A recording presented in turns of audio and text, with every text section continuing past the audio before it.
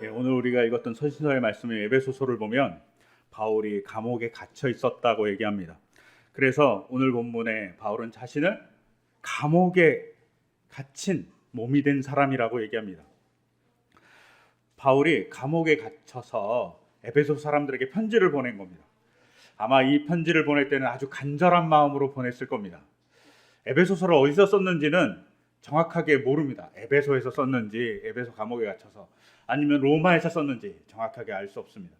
만약에 로마에서 썼다면 거의 죽음을 임박해서 썼을 겁니다. 갇혀 있었으니까요. 로마에서 돌아가셨으니까. 그 죽음에 임박해 있던 바울이라고 가정해 보면 정말 간절한 마음으로 에베소서를 썼을 겁니다. 그리고 그 간절한 마음을 알 수 있는 단어가 오늘 읽었던 에베소서 4장 1절에 보면 권합니다라는 말입니다. 1절에 내가 당신들에게 권합니다 라고 얘기합니다. 근데 이 권한다는 말을 국어사전에서 찾아보면 이렇게 되어 있습니다. 어떤 일에 관하여 상대방이 어떤 조치를 취하는 것을 권유하는 일, 말해주는 일, 뭐 이렇게 얘기하는 겁니다. 상대방에게 설득하는 거죠. 이렇게 해줬으면 좋겠습니다 라고 얘기합니다. 근데 이 권한다는 말을 헬라어로 좀 더 보면 조금 더 이해하기가 용이합니다. 헬라어로 권한다는 말은 파라칼레오입니다. 칼레오는 이렇게 부르다고, 파라는 옆에 있다, 뭐 이런 뜻이에요. 그래서 파라는 옆에, 칼레오는 부르다. 그러니까 옆에 부르는 겁니다. 누군가를 옆에 부르는 행위를 권유하는 거죠. 우리가 누구에게 말하려면 어떻게 하죠? 옆에 오라고 그러잖아요. 그 뜻이 옆에 오라고 얘기해 주는 겁니다. 그리고 옆에 오라고 얘기해서 뭘 얘기해 주냐면, 첫째는 도움을 요청합니다. 두 번째는 옆에 오라고 하는 것이 신을 향할 때는 신에게 간청한다는 뜻이 됩니다. 그리고 세 번째는 조금 자기보다 나이 어린 사람을 옆에 부를 때는 어떻게 하죠? 격려해 주기 위해서 부릅니다.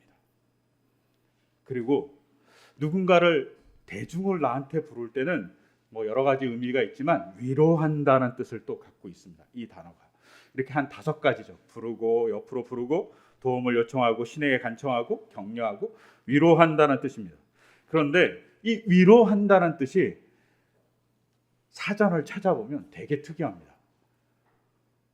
어떤 상황에서 위로해 주는 거냐면 자기가 죽을 마지막 시간에 유언할 때 가족들에게 혹은 친지들에게 내가 죽어. 근데 자기의 죽음을 보고 있는 그들을 위로할 때, 말할 때 이 파라칼레오라는 단어를 씁니다. 되게 특이하죠. 누군가를 위로하는 겁니다. 어떻게? 내가 인생을 살았더니 너희가 참 잘 살고 있다. 그러니까 용기를 내서 지금 살고 있는 것을 꾸준히 잘했으면 좋겠다라고 얘기하는 겁니다.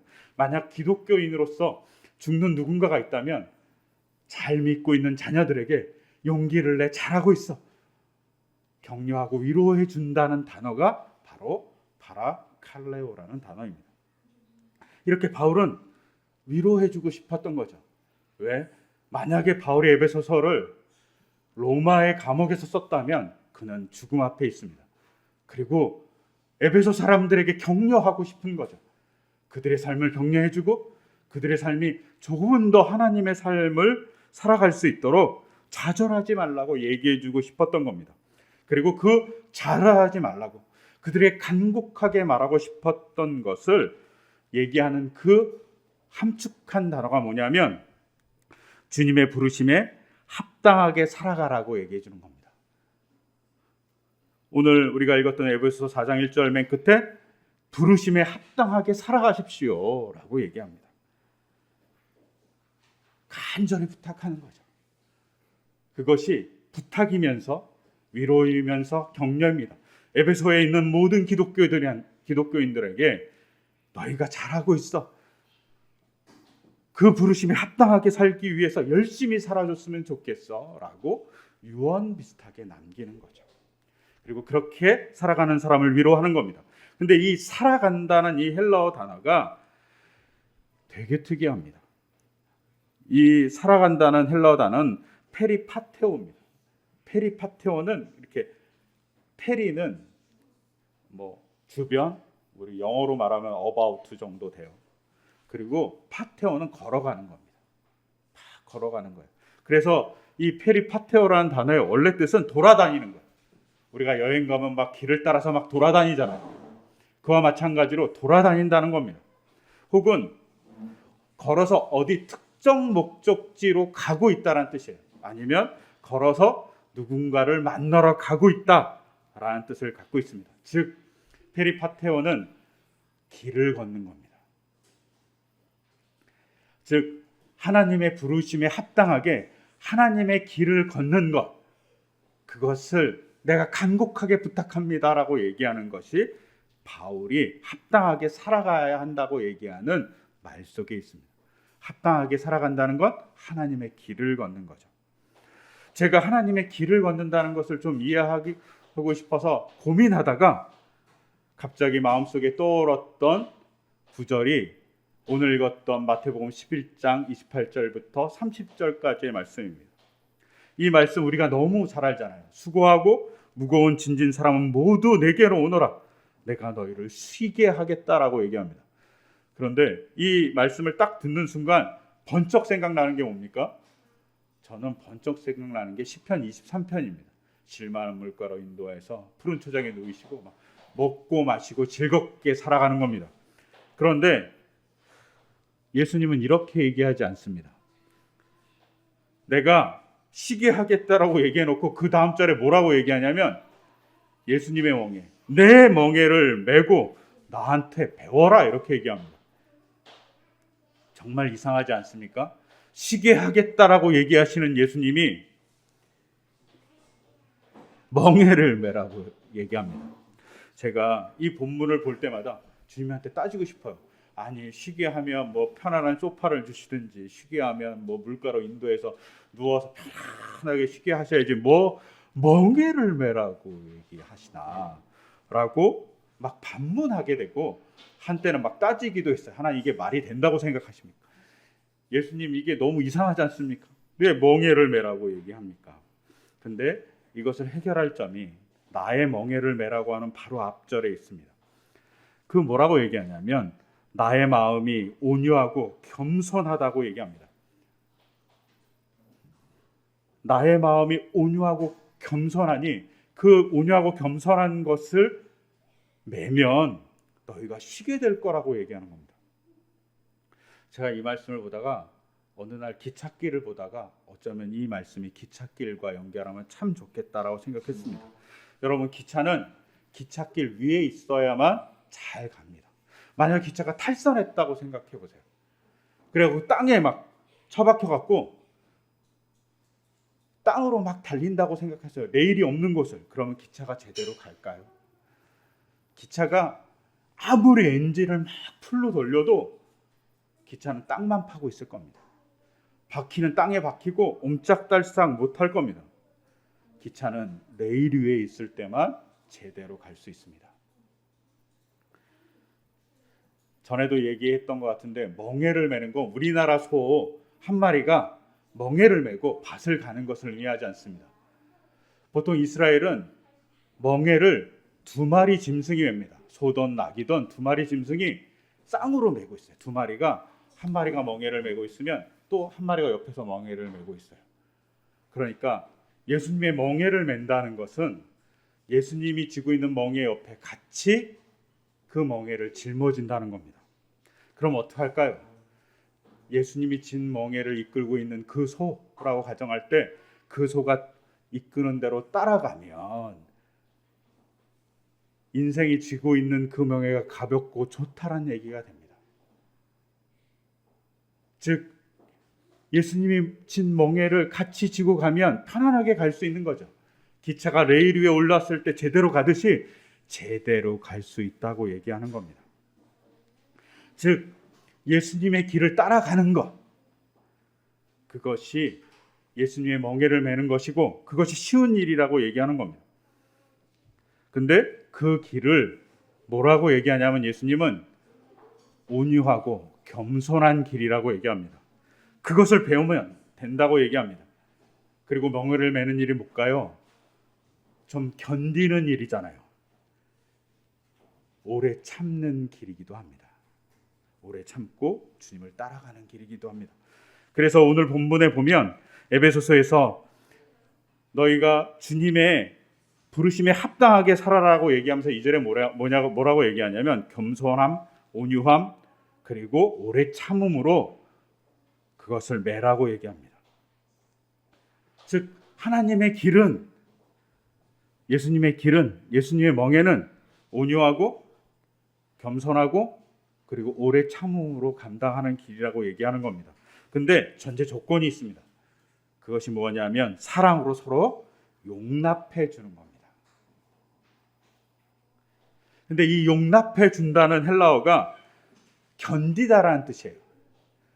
용납하다 이런 말이 그냥 그래 허용해 이런 것이 아니라 누군가의 어려움을, 누군가의 나에게는 좀 다른 것을 견뎌준다는 겁니다. 저희가 결혼을 합니다. 그리고 신혼집을 예쁘게 꾸밉니다.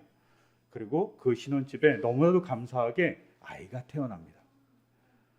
근데 아이가 태어나는 순간 우리가 이렇게 얘기하잖아요. 어르신들이 뱃속에 있을 때가 편해 라고 얘기하잖아요. 아이가 태어나는 순간 점점 자라면서 집안이 엉망이 됩니다. 아이가 누워서 아무것도 못할 때는 괜찮아요. 근데 아이가 기기 시작할 때부터 집안은 난장판이 돼갑니다. 저희 집 아이도 막 기어다녔을 때 싱크대 밑에 들어가서 간장을 꺼내갖고 간장으로 수영을 했어요. 거의 수영을 했던 거죠. 난리가 아닌 거죠. 근데 만약에 이걸 어른이 했다고 가정해 보십시오. 어른이 했다고 가정해 보십시오. 제정신이 아닌 사람인 거죠. 아이가 조금 자라자 펜을 들고 벽지에 막 낙서를 합니다. 그래서 저희 집은 어렸을 때 아이의 키 높이만큼 모조선치를 붙여놨어요. 네 마음대로 낙서를 해라. 어른이 만약에 그랬다면 어떻겠을까요? 난리가 났을 겁니다. 근데 아이가 그렇게 하는 것을 부모는 어떻게 하죠? 견딥니다. 아이가 막 어지러워 놓잖아요. 그럼 부모는 어떻게 하죠? 몇 시간이고 치웁니다. 몇 시간이고 치우고 닦고 정리하고. 근데 그 몇 시간이고 닦고 정리한 것을 아이는 단 1분 만에 어지러운 상태를 똑같이 만들어 옵니다. 그럼에도 불구하고 부모는 그것을 견딥니다. 왜 그럴까요? 바로 사랑하기 때문입니다.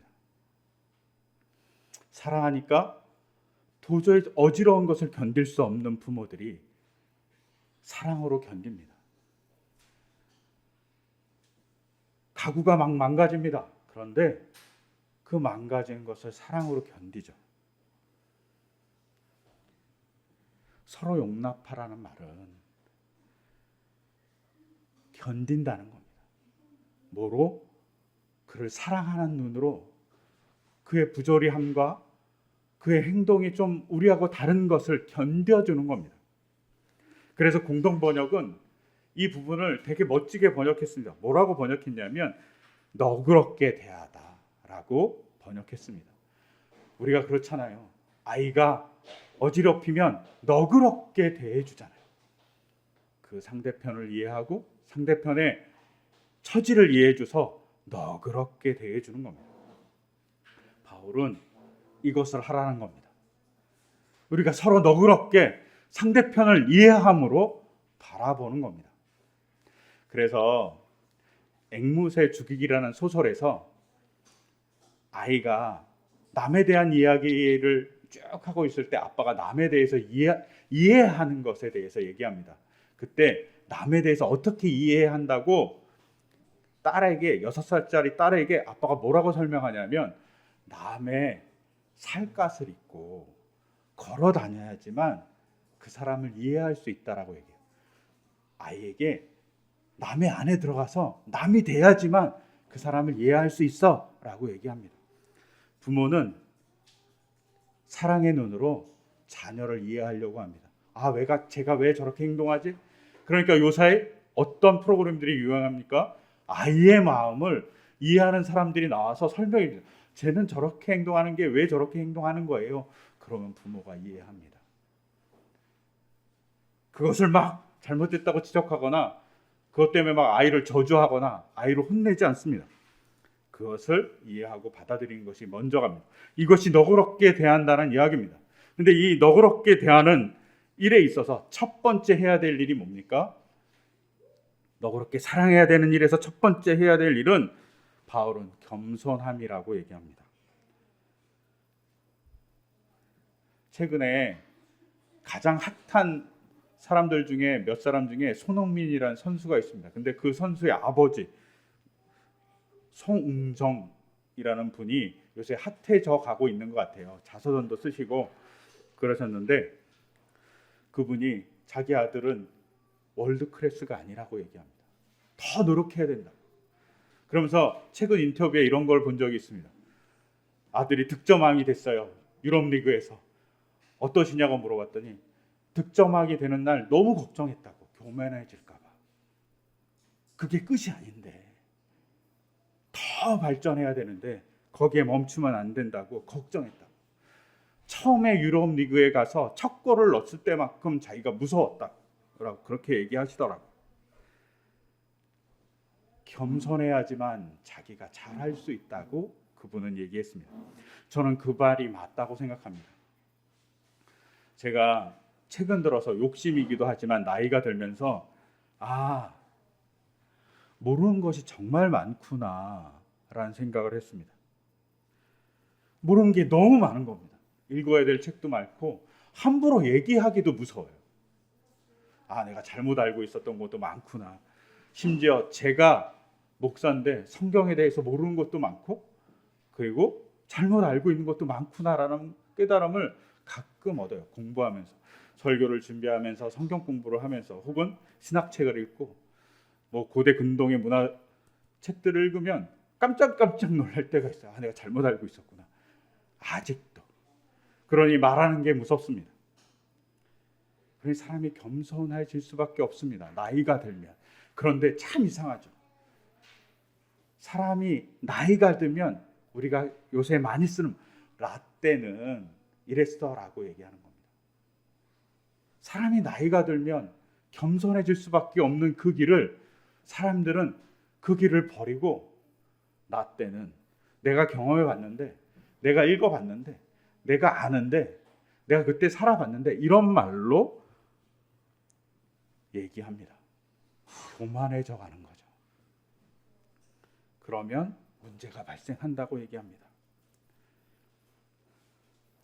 또한 우리가 공부를 잘하거나 우리가 조금 윤택한 삶을 살거나 우리가 또한 코로나19를 잘 견딘 나라에 살고 있는 모습들을 보면서 우리는 뭘 보게 됩니까?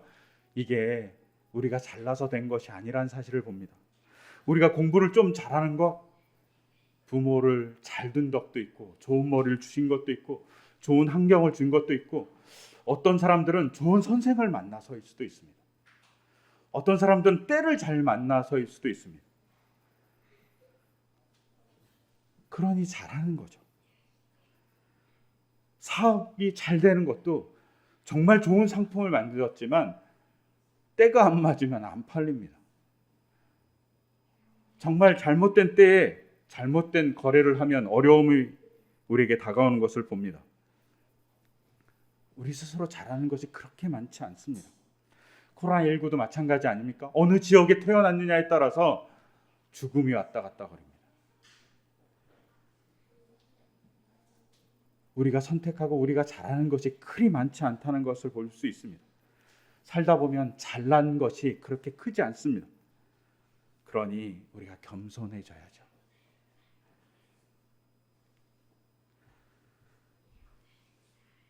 우리가 교만의 자리에 있는 것은 하나님이 제일 싫어합니다. 그래서 베드로전서 5장 5절에 이렇게 얘기합니다. 하나님께서는 교만한 자를 물리치시고 겸손한 사람에게 은혜를 베푸십니다라고 얘기합니다. 즉 겸손한 자세를 갖는 것이 인간의 당연한 일인 거예요. 근데 그 강한 일을 자꾸 잘못 가면 잘못된 길을 가는 거죠. 기차가 탈선하는 것과 똑같습니다. 또한 빌립보서 2장 3절에서 4절은 겸손한 자가 어떤 사람인지 또 하나의 정의를 나타냅니다. 제가 읽어드리면 무슨 일을 하든지 경쟁심이나 허영심으로 하지 말고 겸손한 마음으로 하고 자기보다 서로 남을 낮게 여기십시오. 또한 여러분은 자기 일만 돌보지 말고 서로 다른 사람의 일도 돌봐 주십시오 라고 얘기합니다. 이 말씀 속에 겸손한 자가 뭘 하냐면 자기만 바라보지 않고 남의 일을 바라보는 사람이 겸손한 자라고 얘기합니다. 즉 남을 살펴주는 사람이 또한 겸손한 자라고 얘기하는 겁니다. 우리가 겸손한 자로 살아가는 일 중에 이 모습을 잘 바라봐야 됩니다. 또한 겸손하다는 말 속에는 우리가 중요하게 봐야 될 것이 있습니다. 하나는 겸손하지 않은 자가 갖는 또 하나의 특징은, 부정적인 특징 중 하나는 자기 연민입니다. 자기 연민은 겸손하지 않습니다. 왜? 하나님을 무시하니까요. 하나님을 믿지 않으니까요. 하나님이 인간을 나의 모양 나의 형상대로 만들었다고, 내가 너를 위해서 십자가에 달렸다고 하는 말씀을 받아들이지 않는 교만이 자기 연민을 만들어냅니다.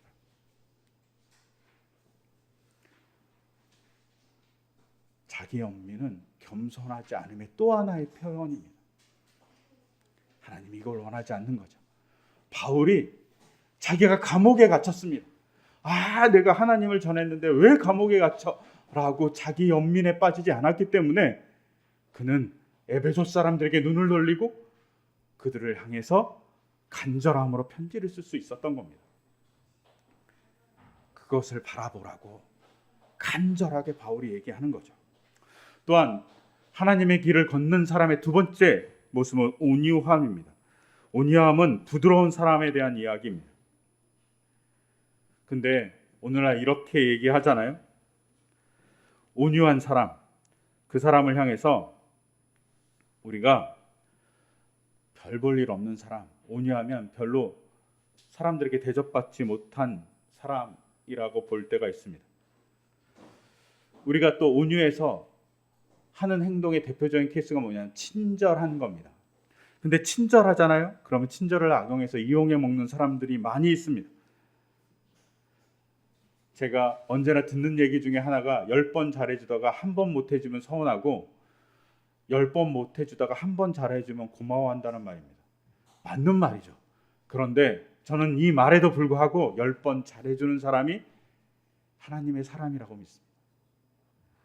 10번 잘해주는 게 그 사람의 마음은 어떨지 모르지만 10번 잘해줌을 당하는 사람에게는 유익입니다.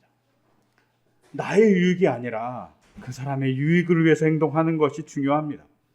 그것이 온유함의 방법입니다. 바보 같죠. 대접 못 받는데 왜 그러냐고. 그럼에도 불구하고 바울은 그렇게 살라고 얘기해 줍니다. 또한 바울은 하나님의 길을 걷는 사람의 세 번째 특징이 오래 참음이라고 얘기합니다. 이 오래 참음이 일부러 성경이 인내와 오래 참음을 다르게 번역합니다. 우리는 오래 참음을 인내라고 생각해요. 근데 헬라어는 구분하고 있어요. 오래 참음은 우리가 고통을 견디거나 수련을 위해서 꾹 참거나 이런 게 아니에요. 오래 참음은 분노에 대해서 참는 겁니다. 내가 분노한 것에 대해서 참고 견뎌가는 거죠. 왜 우리가 분노합니까? 우리가 분노하는 이유는 내게 손해가 되고 내게 누군가가 피해를 줬을 때 분노합니다. 근데 그것을 참는 겁니다. 아니면 나와 다르기 때문에 분노합니다. 근데 그것을 참아가는 거죠. 서로 용납해 주는 겁니다. 특히 여기서 얘기하는 분노는 우리가 얘기하잖아요. 타인이 이렇게 생각할 거야 라고 자기가 소설을 쓰는 겁니다. 그 사람 전혀 그렇지 않은데 자기 마음대로 소설을 쓰고 그 사람을 정의하는 겁니다. 그 대표적인 케이스가 오늘 읽었던 구약의 본문에 나오는 사울입니다. 오늘 읽었던 본문에 보면 사울은 하나님의 성령이 내려서 예언했던 사람입니다. 영이 맑았던 사람이겠죠. 그러니 이스라엘이라는 나라의 첫 번째 왕이 될 수 있었던 사람입니다. 영적으로 너무나도 깨끗한 사람이니 영이 하나님의 마음을 담을 수 있는 마음이 비어 있었으니 하나님의 성령이 내린 겁니다. 근데 그 사람의 마음속에 조금씩 시기와 질투가 차갑니다. 왜? 다윗이란 사람이 나타나서 골리앗을 이기고 백성들이 이렇게 외칩니다. 사울이 죽인 사람은 천천히고 다윗이 죽인 사람은 만만입니다. 라고 외치기 시작하자마자 조금씩 자기 마음에 다윗을 향한 분노, 다윗을 향한 시기, 질투가 차갑니다. 그러니 어떻게 합니까? 하나님의 영이 차였던 그 마음에는 질투와 시기가 가득 차니까 잘못된 길을 갑니다. 자기 분노가 쌓이고 그 분노가 쌓이니까 어떻게 합니까? 자기 소설을 만들고 다윗을 불러서 창을 던지기도 하고 다윗의 집에 쫓아가서 죽이려고 하기도 하고 다윗이 도망가니까 끝까지 쫓아가서 그를 죽이려고 하고 도망가서 어디에 숨어버리니까 암살자를 보내기도 합니다. 이것이 사울이 자기가 가졌던 자기의 분노를 참지 못했기 때문입니다. 특히 분노를 참으라는 이 말은 누구를 향해서 하는 말이냐면 우리가 참다 그러면 약자가 강자의 폭력에 강자의 억압에 참다 견디다 이렇게 쓰는 것이 아니라 반대의 얘기입니다. 약자의 잘못을 강자가 참는 겁니다. 여기서 말하는 오래 참음, 사울이 강자잖아요. 그러니까 다윗의 여러 가지의 어려움, 다윗을 찬양하는 그런 내용들을 보면서 참아주는 겁니다. 그런데 그것을 하지 않았습니다. 우리가 가끔 이런 말을 합니다. 참을인이 3번이면 호구가 된다고. 어떤 유명 연예인이 이런 얘기를 얘기했죠. 참을인이 3번이면 호구가 된다고. 참으면 그냥 묵묵히 견디면 사람들이 호구로 본다고 이렇게 얘기하는 겁니다. 근데 사실은 이 유명 연예인은 이 본문의 참을인의 뜻을 정확하게 몰랐던 거예요. 뭐 잘한 말이기도 하지만 정확한 뜻을 모르니까 그것이 오용되고 괜찮은 말로 포장되는 거죠. 사실은 참을인이 3번이면 사람을 구한다 이 말은 동양적인 사고에서는 참을인을 누가 해야 되는 거냐면 강자가 약자에게 하는 거예요. 그래서 공자가 제자 자장이 물어봅니다. 무엇을 참습니까? 어떻게 참습니까? 이렇게 물어보자 공자가 이렇게 얘기합니다. 천자가 왕이죠. 왕이 참으면 나라의 해가 없고 관리가 참으면 그 지위가 올라가고 형제가 참으면 집안이 부귀해지고 부부가 참으면 일생을 해로할 수 있고 친구 간에 참으면 명예를 더럽히지 않고 자신이 참으면 재앙이 없을 것이다. 이렇게 얘기합니다. 근데 이때 참아야 될 대상이 누구냐면 강자입니다. 친구 중에 좀 힘이 있는 사람, 형제 중에 좀 힘이 있는 사람, 관리 중에 높은 사람, 심지어 관리 중에 제일 높은 왕. 그가 참으면 부귀해지고 평화해진다는 얘기예요. 이 참을인이 약자가 참는다는 얘기가 아니에요. 잘못 인용한 거죠.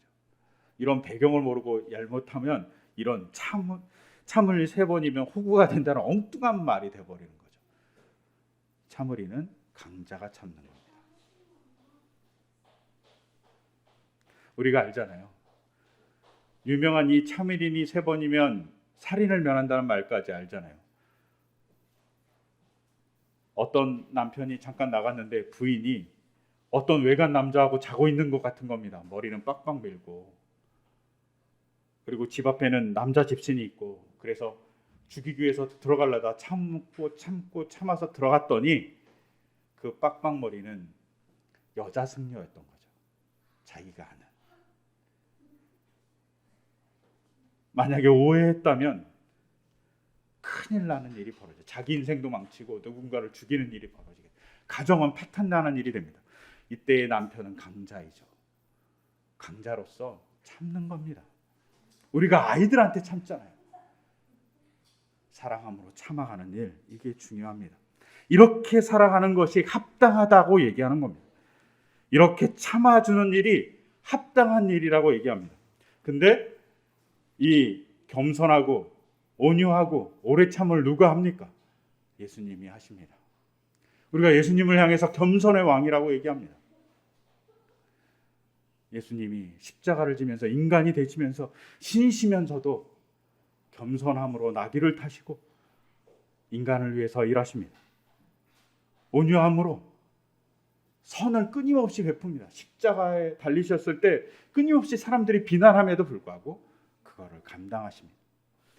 분노하셔서 십자가에서 내려와서 사람들을 다 혼낼 수 있음에도 불구하고 주님은 십자가를 감내하십니다. 오래 참으시죠. 이 일을 하나님도 성령님도 하십니다. 바로 이 하나님의 길을 걷는 것, 우리가 삶에서 살아가는 것 잘 되지 않습니다. 그래서 우리가 기도하는 거고, 그래서 주님 우리에게 성령을 내려달라고 얘기하는 겁니다. 우리가 할 수 없어요. 주님의 멍에를 짓는 일은 우리가 할 수 있는 것이 아니라 성령의 역사로 할 수 있습니다. 겸손해지는 것, 온유해지는 것, 오래 참는 것, 내 능력으로 하는 것이 아니라 하나님의 능력으로 하는 것입니다. 그렇지 않을 때 비정상이 되는 거죠. 여러분 상상해 보세요. 인도에 자동차가 올라왔고 막 다닌다고 생각해 보세요. 어떻게 되겠습니까? 큰일 나죠. 우리가 영화에서 가끔 자동차 추격 씬을 볼 때 인도에 올라가서 막 자동차가 갈 때 난리가 나는 것을 보지 않습니까? 그 일이 합당하게 사는 일이 아닙니다. 부르심에 합당하게 살아가는 것이 하나님의 길을 따라가는 거라면 자동차가 자동차 길을 따라가는 것이 합당한 거죠. 이것과 똑같은 일입니다. 우리가 겸손하고 온유하고 오래 참음, 강자로서 인내해 주는 것, 그것이 우리가 가져야 될 일이죠. 그것을 하기 위해서 우리에게 성령을 달라고 기도해야 됩니다. 성령이 우리에게 그 일을 할 수 있도록 우리를 역사해 줍니다. 그러니 기도하는 겁니다. 그러니 우리가 하나님 앞에 나가는 겁니다. 그것을 간절히 바란 것이 바로 바울이 감옥에 갇혀서 에베소에게 편지한 이유입니다. 우리가 그렇게 살 때 하나님의 교회로서의 일을 해나갈 수 있을 것입니다. 또한 우리가 그렇게 살 때 하나님의 능력이 우리를 통해서 나타날 겁니다. 초대교회가 능력을 가졌던 이유는 그들이 겸손하고 온유하고 오래 참았기 때문입니다. 우리 또한 그러기를 간절히 소망합니다. 그리고 그것을 통해서 하나님의 역사를 드러내는 하나님의 길을, 예수님의 멍에를 지는 우리가 될 수 있게 해달라고 우리가 기도하고 살아가기를 소망합니다. 그럼 우리가 될 수 있도록 이 시간 잠시 같이 기도드리겠습니다. 제가 기도하겠습니다. 하나님 아버지, 우리가 주님을 닮아 겸손하기를, 주님을 따라 온유하기를, 주님의 십자가의 사랑에 따라 오래 참기를 소망합니다. 그를 통해서 주님의 합당한 길을 걷는 우리가 되기를 소망합니다. 그런 우리가 되기를 소망하며 우리 스스로 그럴 수 없음을 또한 고백합니다. 성령께서 오셔서 우리를 겸손하게, 온유하게, 오래 참게, 열매 맺게 우리에게 씨앗을 주시고 그 씨앗을 통해서 성령의 열매를 맺어갈 수 있는 우리가 될 수 있도록 인도하여 주시옵소서. 이 모든 것 주 예수 그리스도의 이름으로 기도드립니다. 아멘.